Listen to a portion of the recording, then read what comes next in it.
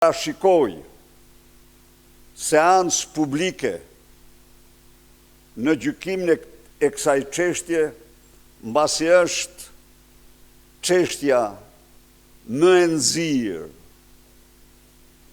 në historinë e jurisprudencës europiane dhe botërore.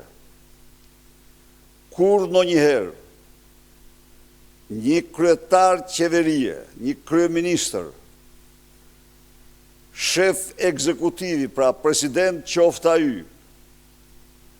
nuk ka shkuar në gjykatë kushtetuese për të mbrojtur masat që gjykatat tjera kanë marrë për vjedhje klamoroze të dokumentuara në të gjitha aspektet. Ky akt i Edi Ramës lidhet absolutisht vetëm me implikimin e tij gjerë në vesh në këtë aferë dhe aferat tjera që vinë mbas. Edi Rama kundërmon sot në Europë dhe në botë si kampion i vjedhjeve të popullit të vet dhe kundërmon si Ramaduro apo Noriega i Europës.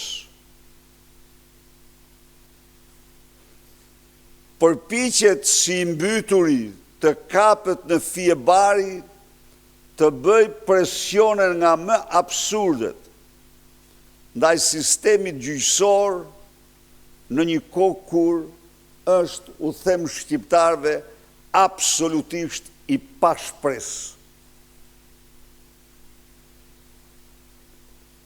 Është një bashkëpunëtor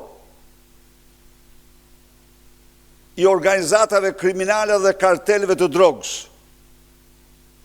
Dhe ky është kualifikimi botëror sot për Edvin Kristaq Ramën. Të bëjë të gjitha demarshet që gjykata kushtetuese të zhvillojë seancë plenare të hapur për publikun,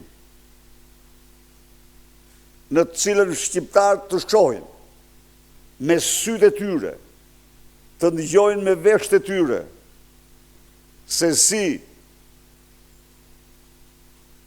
Edi Rama ka zëvendësuar institucionin e dorëheqjes dhe shkarkimit me institucionin e vjedhjes qeveritare.